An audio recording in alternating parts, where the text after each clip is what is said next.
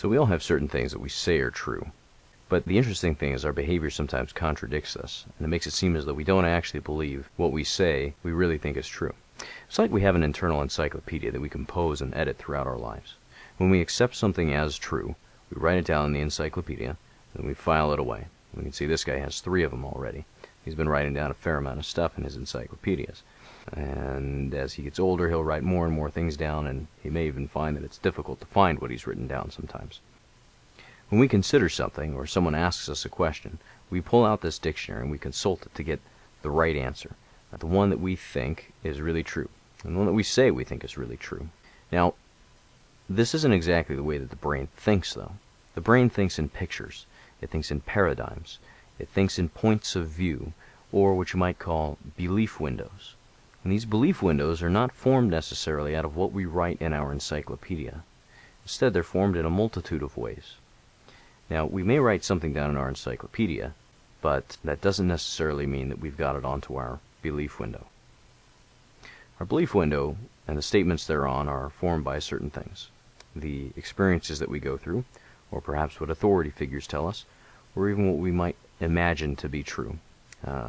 I think that person over there doesn't like me. I think they're saying these things about whatever thing that you think can influence the way that you imagine the world to be. But they might not quite be accurate. And that imagining is just another word for the image-making capabilities of your mind. Now, these images might flatly contradict what you have written down in your encyclopedia. Let's take a few examples. For instance, you might have an image of skiing where you say skiing is fun.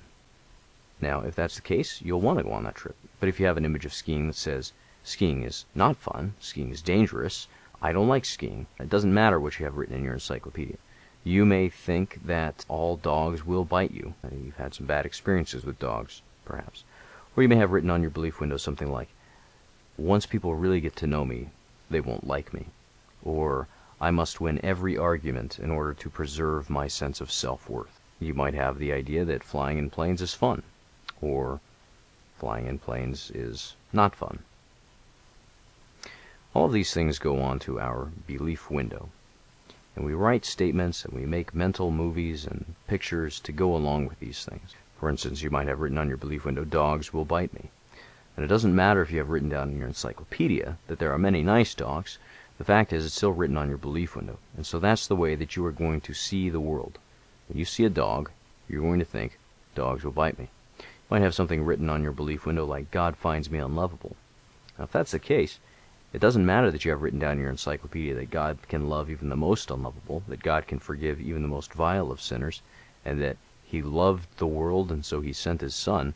No, you'll see the world through this filter that you've placed on your belief window. You might have written on your belief window, my sin keeps Jesus away from me.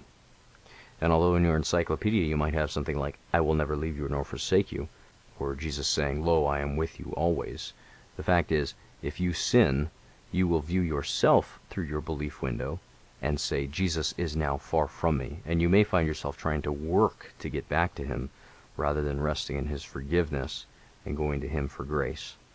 So it doesn't really matter whether you have something written in your encyclopedia if it doesn't get onto your belief window.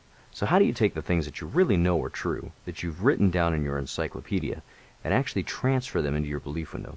Well, one way is experiences, but it's kind of hard to do experiences because all of your experiences are filtered through that belief window still. So you have to change what is written on the belief window. One of the most powerful ways to do that is by using that picture-making capability in your mind. As you recall, we don't store our thoughts so much in encyclopedias as making movies. Now, if you think that all dogs will bite you, that's a pretty bad belief to have, especially if you're a dog. But if you use that image-making capability of your mind to imagine maybe nice, gentle animals and petting them, and forming a 5-sense picture of this, how the dog feels, how the dog smells, how the dog is reacting to you, and then even have an emotional reaction to that. Wow, I like this. That'll be good. Now, God gives us a lot of pictures in the Bible, and I think He made creation in such a way that He could use this picture-making capability of the mind.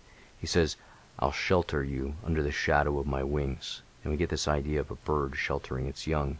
I think God wants us to use that picture-making capability of our minds to imagine Him doing that, and that will allow us to form an emotional connection and a full mental image of exactly how God wants to shelter us and care for us. Now, God said that He'll never leave us or forsake us. So I think it's entirely appropriate to imagine Him being with us. As a matter of fact, it makes more sense to imagine Him being with us than to imagine Him not being with us, since He's told us that He is with us.